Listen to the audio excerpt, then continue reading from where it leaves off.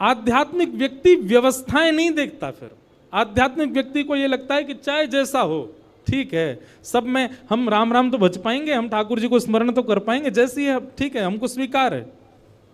Versatile बनाती है कथा आपको। और क्षमा कीजिएगा, ऐसे कथा सुन सुन के नहीं बन पा रहे हो तो आप कथा सुन नहीं रहे हो, टाइम वेस्ट करते हो आकर के। कथा सुन करके तो ऐसे हो जाओ सहज, चाहे जैसी स्थिति जैसी परिस्थिति, संसार में जैसे लोग, जीवन में जितने आर्त विपत्ति पीड़ा कष्ट, आप प्रसन्न ही रहो, आप अपने समभाव में रहो। कोई दिक्कत आपको दिखनी नहीं चाहिए, होनी नहीं चाहिए। और छोटी छोटी बात पर सिर चढ़ जाता है आपका। ठाकुर जी मन में विचार करेंगे जाते मैं कैसे मिलूं, जो नेक नेक सी बात पे तो या को मूड चढ़ जाए, और मेरो तो स्वभाव है खेलना, और मैंने कहीं जाके या तो नेक खेल कर दियो सो ही रोने लगेगा। अब देखो गोविंद दास जी एक अष्ट सखाओं में एक सखा हुए गोविंद दास, देखो यहाँ अष्ट सखा भी बैठे हैं, पीछे दिख रहे हैं ना, ठाकुर जी के बगल में 1 2 3 4 सखा यहाँ बैठे हैं, 4 सखा इधर बैठे हैं। तो गोविंद दास जी एक गोविंद दास सखा हुए ठाकुर जी के। अब ऐसी लीला है कि पढ़े लिखे लोग तो इस लीला को सुनकर के बोलेंगे बताओ ऐसा भी होता है, पर वास्तविकता यही है। तो गोविंद दास जी ठाकुर जी उनके साथ खेलते थे। गुसाई जी तो आरती करते श्रीनाथ जी की, और सामने बैठे गोविंद दास को देख करके ठाकुर जी अपने सेन चलाते। गोविंद दास कहते डट जाओ आरती चल रही है अभी, और किसी दर्शनार्थी को नहीं दिखता था, बस गोविंद दास को दिख रहा है, सूरदास जी को दिख रहा है, चीत स्वामी जी को दिख, इन अष्ट सखाओं को ही दिखता था। महाराज ऐसी ऐसी लीला गोविंद दास जी के संग करते। गुसाई जी श्रृंगार कर रहे हैं ठाकुर जी का, तो श्रृंगार में मोतियों की लड़ पहना रहे हैं। अब गुसाई जी तो श्रृंगार करते करते इधर उधर कहीं गए, सामने बैठे गोविंद दास पद गा रहे हैं। आज ठाकुर जी की पीतांबर अति सोहे, गले में वैजंती माला अति सोहे, सिर पर मुकुट अति सोहे। ठाकुर जी यहां मोती उठा रहे हैं, मोती उठा करके गोविंद दास पे मार रहे हैं। गोविंद दास के सिर पे महाराज गुम्माटा उठ गया। गुम्माटा समझते हैं, कभी कभी सिर में जोर से लग जाए तो ऐसे उठ जाता है ना, गोविंद दास का सिर में गुम्माटा उठ गया। तो गोविंद दास पद गाते गाते देखिए ठाकुर जी मोती मार रहे हैं, ऊपर से ठाकुर जी ऐसे सींग दिखा रहे हैं। ये लीला गोविंद दास को दिख रही है, बाकियों को ठाकुर जी ऐसे ही दिख रहे हैं। तो गोविंद दास बोले अच्छा तो ये बताऊं, रुक जा। मोती उठा करके ठाकुर जी पर मारा। अब ठाकुर जी पर जैसे ही मारने लगे, इतने में गुसाई जी आया, तो गुसाई जी में लग गया वो। गुसाई जी बोले ए गोविंदा जी क्या कर रहे हो तू, हैं ठाकुर जी मोती मार रहे हो। गोविंद दास से हाथ धर के गए, देखो गुम्माटो उठ गो मेरो, तुम्हारो लाला मारे तब कोई बात नहीं, या समझा लो पहले बहुत मारे हमें। ऐसे ठाकुर जी लीला करते थे। गुसाई जी गोविंद दास को हृदय से लगाते, गोविंदा तू कितनो भाग्यशाली, लाला खेले तेरे संग में। दोपहर में हमारे ब्रजमंडल में सारे मंदिर बंद हो जाते हैं 12-1 बजे। उसका भाव यह कि ठाकुर जी गैया चराने गए हैं। अब तो दोपहर के समय जैसे मंदिर बंद होते, ठाकुर जी महाराज फेंटा कस के आ जाते, ए गोविंदा चल खेल वे चल रहे हैं। ठाकुर जी गोविंद दास के संग खेलने जाते। एक दिन ठाकुर जी बोले गोविंदा तू घोड़ा बन जा, मैं तेरे ऊपर बैठ के डोलूंगो। गोविंद दास जी घोड़ा बन गए। घोड़ा बन के ठाकुर जी ऊपर बैठ गए, और गोविंद दास की 2 पौनी बना दी ऐसी, और 2 पौनी इनको ही ऐसे पकड़ पकड़ के ठाकुर जी चला रहे हैं। और ठाकुर जी तो खेले भैया, कछु भी कर सकें, इसलिए भैया ज्यादा नखरेबाज यदि हो तो ये बात लिख लियो, ठाकुर जी ना मिलवे वारे आप हैं। नेक्से से नमक पे, मिर्ची पे, नींबू पे ये घर में अधर कर दियो महाराज, ऊधम मचा दियो, ऐसी नहीं चलो रात भर सोए नहीं।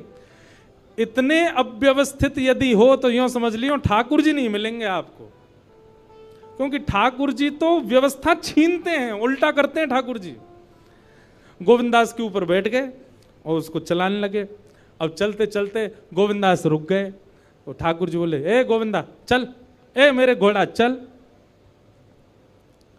गोविंद दास जी बोले जय जय जय जय, नेक उतर जाओ। ठाकुर जी बोले काय को। गोविंद दास जी बोले लघु शंका लगी है, नेक मुझे जानो है, नेक उतर जाओ। ठाकुर जी बोले ऐसी बात कर रहे हो गोविंदा, हैं कोई घुड़सवार घोड़ा पे बैठ के घूमे और घोड़ा को लघु शंका आवे तो वो का यूं के ओ भैया ने उतर जा, मैं लघु शंका करके आऊं, फिर बैठियो मेरे ऊपर। गोविंदास जी बोले तो कहा आज्ञा? बोले आज्ञा वो ये जो कह रहा हूं, जैसे घोड़ा बिना आज्ञा लिए अपने व्यक्ति को ऊपर बैठा के सब काम कर ले, बस तू कर ले। तो गोविंदास जी ऐसे घोड़ा बन करके चल रहे हैं, ठाकुर जी ऊपर बैठे हैं और सब कर आए काम। अब इतने में ही कोई व्यक्ति वहां से जा रहा था। अब उस व्यक्ति को ठाकुर जी नहीं दिख रहे हैं, उसको गोविंदास चलते चलते दिख रहे हैं। उसने जब देखा, अरे राम राम राम राम जी, गोविंदास जी क्या कर रहा है? हैं? घोड़ा बन के चल रहा है, वस्त्रों में ही सब कर रहा है।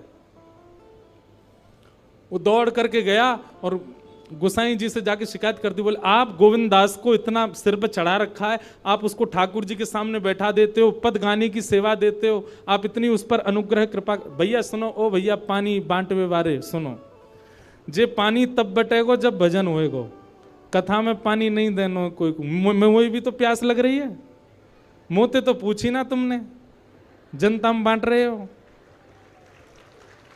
भाई देखो श्रोताओं, हमारी बात सुनो, कथा ऐसे सुनो जैसे व्यास जी कथा सुनाते, बिना फोन चलाए, बिना पानी पिए, बिना उबासी लिए, बिना इधर उधर हुए। एक चित्त आपको हम देखते रहते हैं। 3:30 बजे से बैठे हैं, कितने बज गए? 6:30। हमने पानी पिया। पानी पीने को मना नहीं है, पर जब भजन कीर्तन हो तब पियो, है ना। अब जिन जिन पर मिल गया वो डुकुस लो, पी लो और जिनको नहीं मिला वो पद का प्रतीक्षा करो, पद आवे तब ही पानी बांटनो है। ठीक है भैया, पानी वारे भैयाओं सबरे बैठ जाओ। बोलो वृंदावन बिहारी लाल की। मैंने कि हम लीला सुना रहे हैं, जे सबरे इधर उधर क्या कर रहे हैं बताओ। तो महाराज किसी व्यक्ति ने गोविंदास जी को ऐसे देख लिया, ओहो जे तो ऐसे ही डोल रहा है और चलते फिरते ही कर रहा है।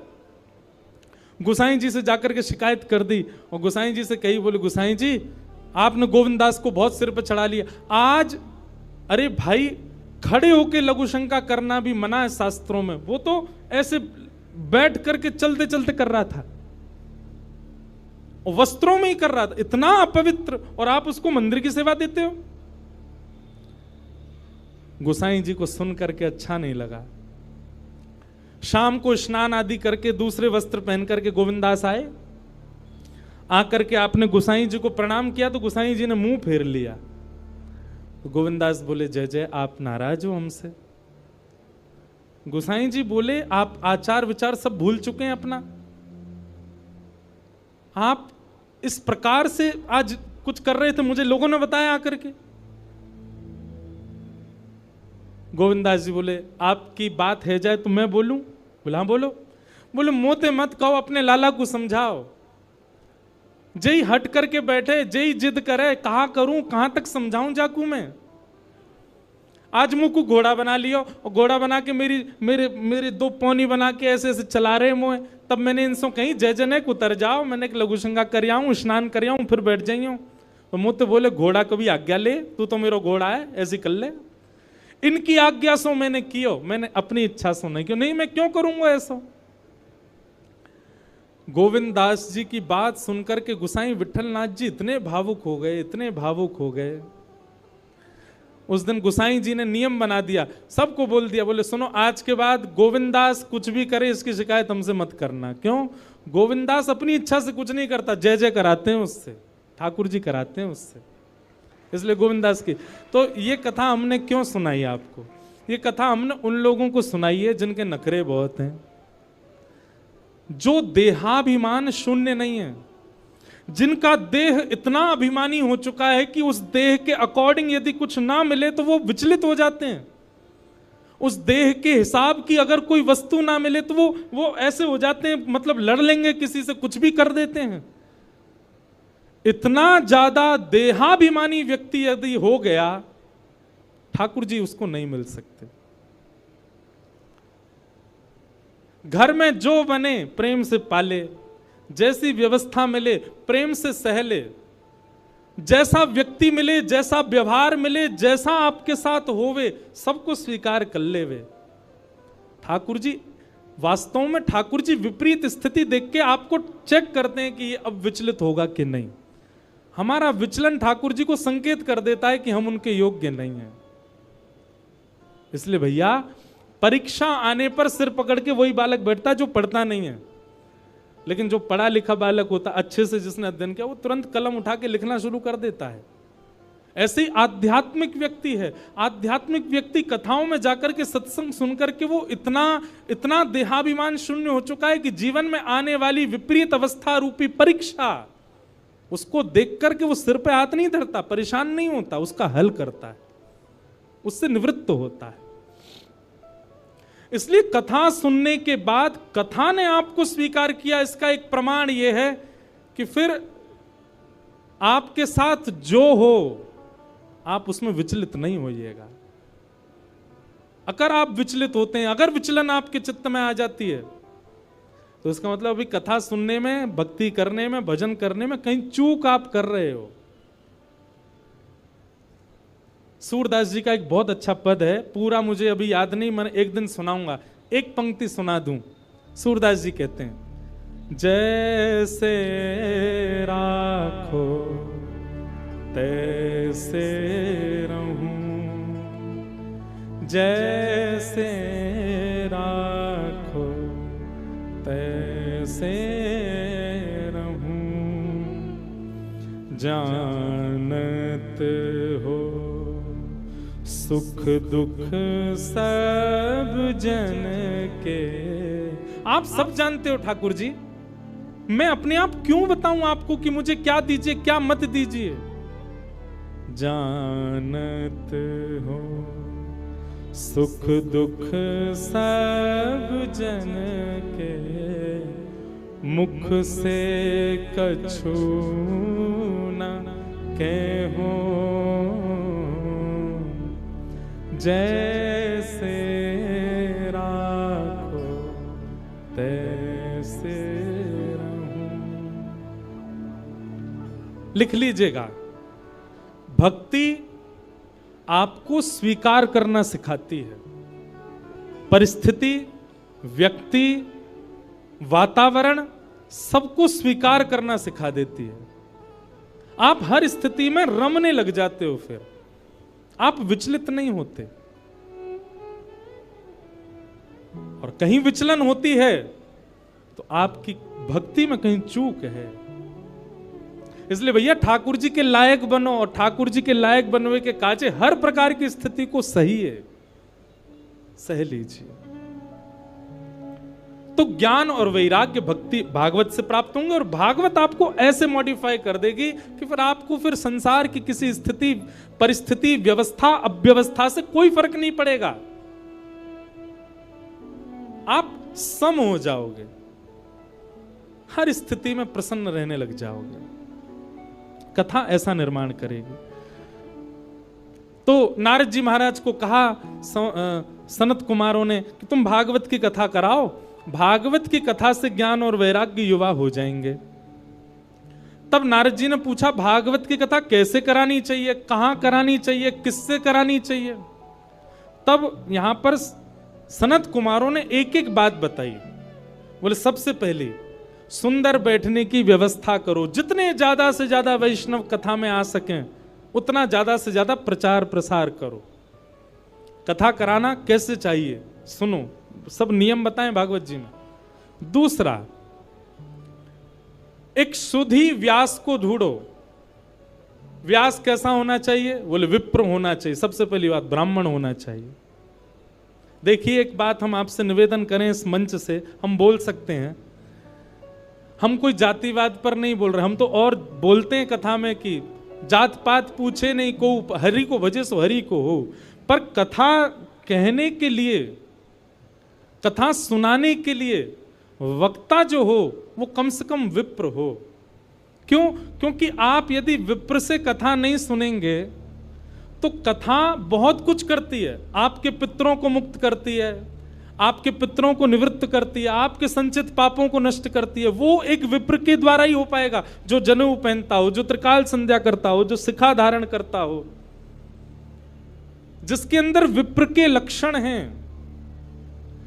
जो वेद अध्ययन करता हो, उसी से ही आप कथा सुन सकते हैं। सबसे पहला विप्र होना चाहिए। दूसरा, व्याख्यान में कुशल होना चाहिए वक्ता। एक विषय का व्याख्यान करना जानता हो, उदाहरण देकर करके आपको समझाना जानता हो। तीसरा, धीर बुद्धि वाला होना चाहिए, कैसा भी प्रश्न कर लो सबके उत्तर देना जानता हो, ऐसा वक्ता हो। वक्ता ऐसा ढूंढिए। फिर तीसरी बात क्या बताई, बोले जितने श्रोता आए सबके लिए कुछ प्रसाद की व्यवस्था, भले ही फल बटे, भले ही मिष्ठान बटे, भले ही नमकीन बटे, कुछ भी थोड़ा बहुत सबको मिलना चाहिए, सबके प्रसाद की व्यवस्था होनी चाहिए। और कथा में जितना ज्यादा से ज्यादा हो सके भगवत चरित्र, भक्त चरित्र, वैष्णव चरित्रों का प्रसंग होना चाहिए। अब आदि आदि गुण और बताएं कि गंगा के समीप में कथा होनी चाहिए यदि श्रेष्ठ कथा हो। नहीं हो सके तो जहां आप रहते हैं वहां सुंदर स्थान ढूंढ, पर विशिष्ट कथा का नियम गंगा के तट पर, यमुना के तट पर, किसी भी सुंदर नदी के तट पर कथा का क्रम होना चाहिए। अब ये उस काल की बात है क्योंकि तब पंडाल नहीं होते थे। तब क्या होता था, गंगा के तट पर घने वृक्ष होते थे, तो वृक्षों के नीचे ही श्रोता बैठते थे, इसलिए गंगा तट को प्रधानता दी। आदि आदि ऐसे सब नियम बताए। फिर कथा सुनने वालों के नियम बताए। कथा सुनने वालों का नियम क्या है? सबसे पहला, वक्ता से पहले आकर के स्थान ग्रहण करें। दूसरा, आपस में चर्चा ना करें। तीसरा, एक आसन में बैठ करके ज्यादा देर हो सके तो कथा श्रवण करें। कभी यूं कभी यूं। और एक आसन बताएं, उसको कहते हैं दरिद्रासन। कौन सा आसन? उसमें बैठने से व्यक्ति दरिद्र हो जाता है। ये इसको कहते हैं दरिद्रासन। मैं बैठ ही नहीं सकता ऐसे। ये हम आपके लिए बता रहे हैं, इस आसन में बैठना नहीं, इसके बढ़िया तो ऐसे बैठ लो, पर ये दोनों ऐसे हाथ करके बैठना, ये दरिद्रासन है। इससे दरिद्रता चित्त में आती है, इसलिए ऐसे नहीं बैठना। एक आसन में बैठो, सुख आसन में बैठो। जिस आसन में हम बैठे इसको कहते हैं सुख आसन। अब भाई पांव ही खराब है गए हैं, घुटने में दर्द है रो तो फिर कुछ रोगियों के लिए कोई बात नहीं, पर एक आसन में बैठ करके कथा सुनो। सोफा वाले कहेंगे हम बैठे तो हैं सोफा पे एक ही आसन में। देखो, आसन कैसा होना चाहिए जिसमें आपका देह कंफर्ट में ना रहे। सोफा वाले आई एम सॉरी, कुर्सी सोफा वालों से आई एम सॉरी, महाराज जी भी सोफा पर ही बैठे, क्षमा। पर कथा कैसे सुननी चाहिए? कंफर्टेबली बैठ करके नहीं। आप जब तक इनकंफर्ट नहीं होगे तब तक वो तपी नहीं माना जाएगा। और सत्य बताएं तो कथा में मन ही तब लगेगा जब आप एक आसन में एक स्थिति में बैठोगे। तो आसन शुद्ध होना चाहिए, वक्ता से पूर्व आ जाना चाहिए। वक्ता जब कहे कीर्तन करो तो सबको कीर्तन करना चाहिए। वक्ता जब बोले तब सबको शांत रहना चाहिए। दूसरी बात, तत्श्रृण्वन प्रपठन विचारण परो भक्त्या विमुच्चे नरः। कथा जो सुने उसको याद कर लेवे, घर जाकर के उसका मनन चिंतन करे। और तीसरा, मनन चिंतन करके तुरंत अपनी लाइफ में इंप्लीमेंट करे। आपने कथा सुनकर के केवल सुन लिया लेकिन उसको उतारा नहीं जीवन में, तो आपका श्रोता धर्म पूर्ण नहीं होगा। इस प्रकार से श्रोता को कथा सुननी चाहिए। आदि आदि सब भाव बताए गए, कथा कैसी सुननी चाहिए, कैसे सुनानी चाहिए, सब बातों को बताते हुए यहां पर फिर सनत कुमार कहते हैं, तावत् पापानि देहिस्मिन् निवसन्ति तपोधनाः यावन्न श्रूयते सम्यक् श्रीमद्भागवतम नरैः। बोले भैया आज कौन सा डे है? आज मंडे है, सोमवार है। हमारी कथा विश्राम कब होगी? रविवार को, संडे को। हम सबके जीवन में 7 ही दिन होते हैं। बहुत सावधानी से सुनिएगा सब लोग। आप सोमवार की कथा जब सुनते हैं, ये बात मैं नहीं कह रहा हूं, भागवत जी में लिखा है, आज सोमवार के दिन आप कथा सुन रहे हो, तो आज के दिन की कथा सुनने से आपको फल क्या मिला कि आपके पूर्व के जीवन में जितने सोमवार जन्म से लेके अब तक निकल चुके हैं और उनमें हमसे जो भी पाप हुआ है वो आज की कथा सुनने से नष्ट हो जाएगा। कल की कथा आप सुनोगे, कल क्या है? मंगलवार। मंगलवार की कथा सुनो, जितने मंगलवार आ चुके जीवन में सबके पाप नष्ट हो जाएंगे। इस प्रकार करते करते जब रविवार की कथा आप सुनोगे विश्राम दिवस की, और कथा सुनते ही जैसे ही कथा विश्राम होगी आप क्या हो जाओगे? पूर्ण पवित्र। आपका अकाउंट क्या हो जाएगा? 0, सब खत्म। अब अगले सोमवार से आपका नया जीवन शुरू है। आपके पूर्व के सारे पाप शून्य हो चुके हैं। लेकिन अब एक बात और सुनो, यह भी कब होता है? ऐसे तो कोई भी आके बैठ जाए कथा में, दिन भर चोर चोरी करे, शाम को कथा में आके सुन ले कथा। चलो आज का खाता तो खत्म हो गया, पुलिस पकड़ के ले, बोल मुझे पकड़ नहीं सकते, अब व्यास जी ने मना किया, मेरे सारे पाप नष्ट हो गए, आज कथा सुनी आया मैं। सुबह चोरी करी थी पर कथा सुन ली, फिर मैंने सब शून्य हो गया। ऐसा नहीं, आप कथा में संकल्पित होकर के बैठिए। भागवत जी से निवेदन कीजिए, हे भागवत जी, हम 7 दिन के लिए आपकी शरण में आए हैं। हे शब्द रूपी श्री कृष्ण, हम 7 दिन के लिए आपकी शरण में आए हैं। आप कृपा करके इन 7 दिनों में हमसे पूर्व में जो भी अपराध बन गया है उन सबको आप समाप्त कर दीजिए। हम आपको वचन देते हैं संकल्प लेकर के कि हम जीवन में दोबारा ये गलती नहीं दोहराएंगे, तब आप पाप निवृत्त होगे। अच्छा, उसमें शर्त एक और होती है। भागवत जी ने 7 दिन में आपको पवित्र कर दिया और कहीं आपने 7 दिन बाद उन चीजों को पुनः दोहराया। जैसे आप तंबाकू खाते थे, सिगरेट पीते थे, नशा करते थे, जो भी करते थे, आपने संकल्प लिया भागवत जी हमने पूर्व में जो जो किया उन सबको आप समाप्त कर दो, हम वचन देते हैं अब नहीं करेंगे। तो भागवत जी आपको पवित्र कर देंगे 7 दिन में। लेकिन 7 दिन बाद जीवन में फिर कभी आपने वो क्रिया की तो फिर जितनी आपकी नष्ट हुई है मल्टीप्लाई इनटू 1000 होकर के दोबारा लग जाएगी। 1000 गुना ज्यादा होकर के आपको वह पाप पुनः लग जाएगा। इसलिए भैया, जो अपने व्यसन नहीं छोड़ सकते, हम मंच से कह रहे हैं कल से कथा में आप नहीं आइएगा, क्योंकि आप उस व्यसन को नहीं छोड़ पा रहे हैं और कथा आप सुन रहे हैं, क्या फायदा? मल्टीप्लाई इनटू 1000 हो जाएगा और ज्यादा आपको पाप लग जाएगा। इसलिए कथा सुनने की सामर्थ्य वही लोग रखिएगा जो पुनः संकल्पित हो जाते हैं कि हम नहीं करेंगे। 2-4 लोग मुझे उठते से दिखाई दिए, नहीं बेचारे वो किसी को ढूंढ रहे फोन पे। मुझे लगा कि 2-4 लोग उठ रहे हैं, इसका मतलब ये सोच रहे होंगे कि यार गलत फंस गए हम तो कथा में, हम तो छोड़ ही नहीं सकते अपना व्यसन, और ये व्यास जी तो यहाँ तो पूरी कसम बसम खिला रहे हैं। भैया हमारी एक बात सुनो, संबंध किसको कहते हैं? जहां पर एक व्यक्ति अपने दूसरे प्रेमी के लिए स्वयं को बदलता है। कथा हम लोग ठाकुर जी से संबंध बनाने के लिए सुनते हैं, तो क्या हम इतना नहीं बदल सकते कि जो हमारे बुरे कर्म हैं, जो हम गलत क्रिया करते हैं, और विशेष रूप से सुनिए ध्यान से पंजाब के हमारे युवा भाई बहन, वैसे तो यहाँ सब अच्छे ही बैठे हैं, पर आपके जो मित्र आदि हैं बहुत व्यसन में पड़े हुए हैं।